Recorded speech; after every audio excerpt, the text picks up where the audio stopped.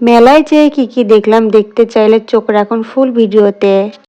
Hello guys, সবাই কেমন আছেন? আলহামদুলিল্লাহ আমি অনেক ভালো আছি। তো আজকে গেছিলাম বগুড়ায় কুটির শিল্প মেলাতে। হুট করে আমরা প্ল্যান করলাম মেলায় যাব, রাত বাজে 10টা। যেহেতু মেলা শুরু হয়ে গেছে তাই ভাবলাম আমরাও একটু যাই ঘুরে আসি। আর বগুড়াতে মেলা শহর বললেও একদমই ভুল হবে না, কারণ বগুড়াতে আবারও শুরু হয়ে গেছে ক্ষুদ্র কুটির শিল্প মেলা।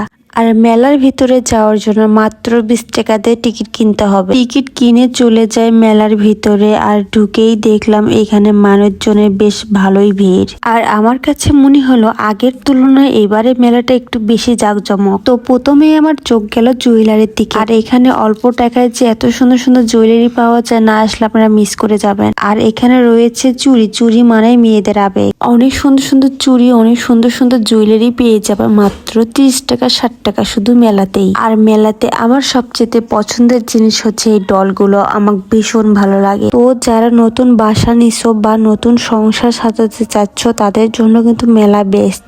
একটা সংসারে যা যা লাগে সব পেয়ে যাবা এই মেলাতে। তো যারা নতুন সংসারের জিনিস কিনতে চাচ্ছ তারা মেলায় চলে আসো, 20 টাকার বিনিময়ে সব পেয়ে যাবা। এক কথায় বলতে যাবতীয় জিনিস পেয়ে যাবা এই মেলাতে। এছাড়াও রয়েছে শাড়ি এবং কাপড়ের দোকান, আর এর সাথে আচারের দোকান তো থাকবেই। মেলা মানেই তো আচার, আর আমার এই মেলার আচারগুলো অনেক পছন্দের। এই আচারের জন্যই বারবার মেলাতে আসতে হয় আমার। মিষ্টি ঝাল যা কিছু খেতে চান সবকিছু এই মেলাতে পাবেন।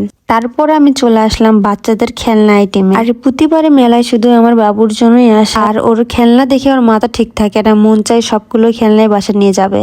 আর এইবারে লাইটিং গুলো একটু বেশি সুন্দর ছিল, নিউ নিউ ভাবে সাজানো হয়েছিল সবকিছু। এবারে মেলায় কিন্তু দোলনাও আছে শুধু ভিডিও আর পিক ওঠানোর জন্য। অনেক সুন্দর না? এত সুন্দর লাইটিং দেখে মেলা থেকে যেতে ইচ্ছা করতেছিল, তারপরে যেতে হবে। এখানেই ভিডিও শেষ করতেছি, বাই বাই।